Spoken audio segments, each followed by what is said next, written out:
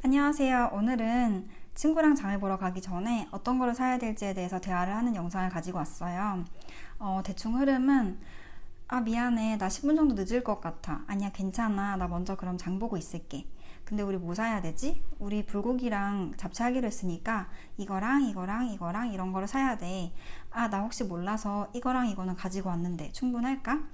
완전 충분하지. 나도 이거를 가지고 왔어. 근데 우리 이거 빼먹었다. 그게 왜 필요한데? 이거는 불고기 소스를 위해서 필요한 거야. 정육점 닫기 전에 혹시 고기 먼저 사다 줄 수 있을까? 그럴 수 있지. 근데 정확히 어떤 고기를 사야 해? 불고기감으로는 고기를 완전 얇게 썰어달라고 해야 되고, 잡채감으로는 그냥 덩어리로 달라고 하면 돼. 나 거의 다 왔어. 나는 지금 정육점 앞에 서 있어. 나 2분 정도 후면 도착해. 그럼 우리 나머지는 같이 살까? 그래, 그러자. 그럼 곧 봐. 네, 이런 식으로 흘러가는 대화가 될 거예요. 이런 대화를 하기 위해서 필요한 표현들을 먼저 배우고 메신저를 통해서 대화를 한번 해보도록 하겠습니다. 그러면 바로 시작할게요. 첫 번째 표현은 Verspätung haben. Verspätung이라는 명사는 늦음이라는 뜻을 가지고 있죠. 그래서 늦음을 갖다니까 지각하다라는 뜻으로 사용을 하실 수가 있어요. 그래서 바로 문장 확인해 보면 Ich habe Verspätung. Ich habe Verspätung. 나 늦었어. 나 지금 늦고 있어. 이렇게 사용이 되고 Ihr habt 10 Minuten Verspätung. 너희 10분 늦었어. Ihr habt 10 Minuten Verspätung. 그리고 방금까지는 다 현재였지만 과거에 늦었던 거를 이제 표현을 해주고 싶을 경우에는 현재 완료나 과거 형태로 써주시면 되는데 haben이란 동사는 워낙 평소에 자주 쓰는 동사이기 때문에 문장이 더 길어지는 현재 완료보다는 과거를 선호해서 쓰는 편이에요. 그래서 er hatte Verspätung, ich hatte Verspätung 이렇게 인칭은 필요한 대로 바꿔 쓰시면 됩니다. 두 번째 표현은 nachkommen. nach 나중에 kommen 오다. 나중에 오다라는 동사인데요. 흔히 내 일행이 이미 어딘가에 가 있고 내가 나중에 nach 그 일행에게로 kommen 가게 될 때, 그러니까 나중에 일행한테 합류를 할 때 쓸 수 있는 동사입니다. 문장으로 확인해 보면 ich komme nach, ich komme nach 내가 나중에 쫓아갈게. 내가 나중에 합류할게. Du kannst nachkommen. Du kannst nachkommen. 너 나중에 합류해도 돼. Wollt ihr in den Park nachkommen? Wollt ihr in den Park nachkommen? 너희 공원으로 나중에 합류할래? commen이란 동사 자체가 이미 위치 이동이 있는 동사이기 때문에 내가 어디로 합류할지 장소를 나타내고 싶을 때는 그 장소를 전치사 뒤에 사격으로 쓰는 것도 잊지 않고 챙겨주시면 좋을 것 같습니다.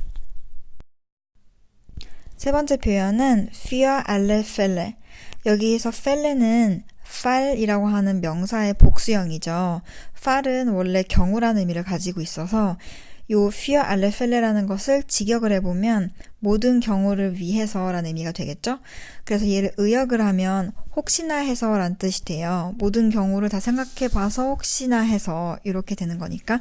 그래서 밑에 있는 문장으로 한번 확인을 해보면 Die Firma bietet Lösungen für alle Fälle. Die Firma bietet Lösungen für alle Fälle.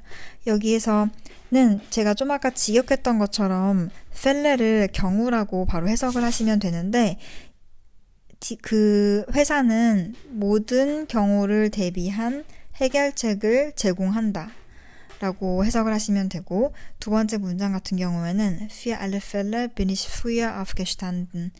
Für alle Fälle bin ich früher aufgestanden. 모든 경우를 대비해서 나 일찍 일어났어. 그러니까 혹시나 해서 나 일찍 일어났어. 평소보다 더. 이렇게 해석을 하시면 좋습니다. 마지막 문장도 Du sollst das für alle Fälle mitbringen. Du sollst das für alle Fälle mitbringen.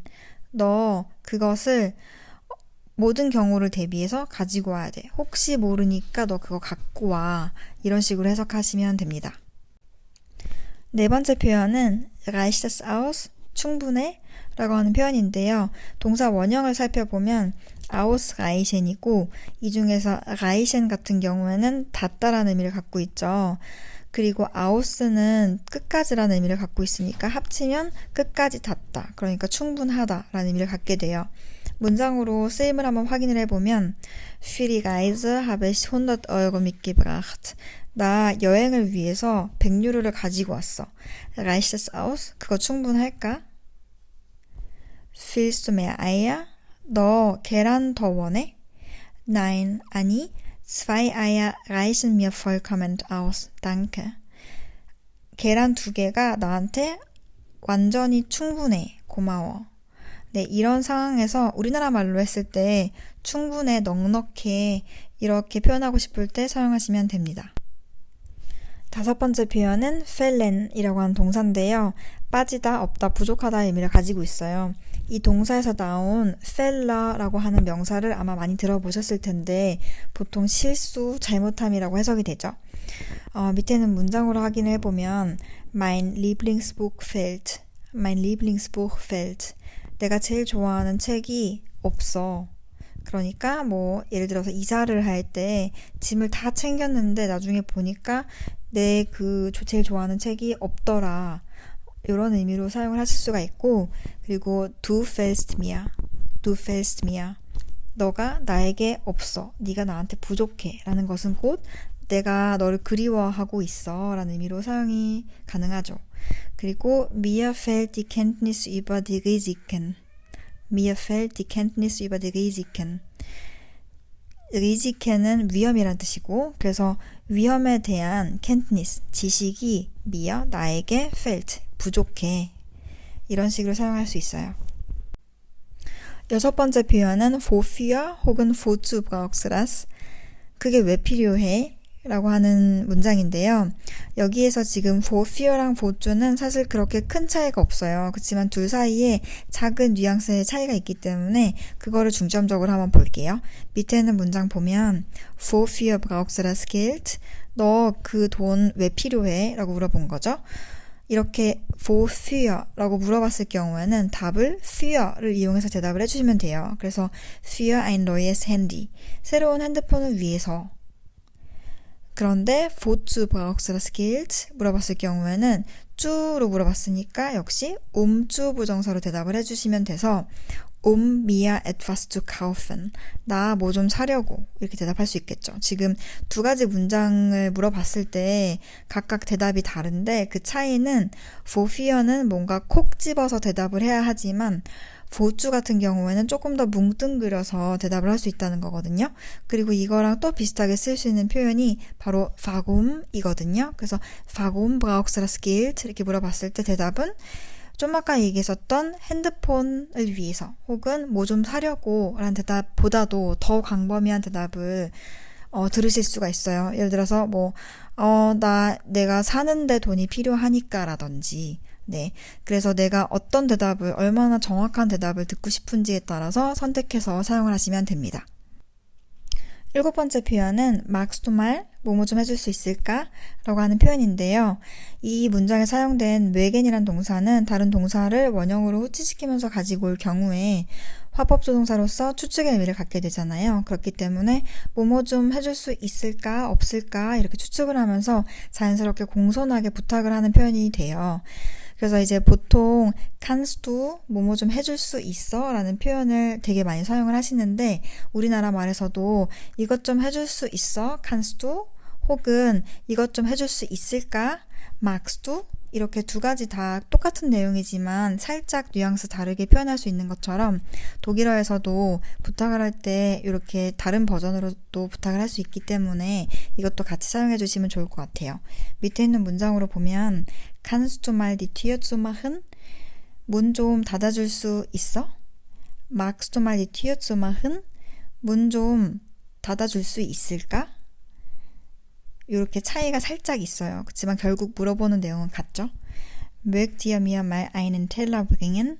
너희 나한테 접시 좀 가지고 와줄 수 있을까? 네, 그래서 이 표현도 kannst du랑 같이 똑같이 자주 사용해 주시면 좋을 것 같아요. 8번째 표현은 soll ich? 나 이거 할까? 아니면 말까? 라고 하는 의미를 가지고 있는 그런 표현인데요.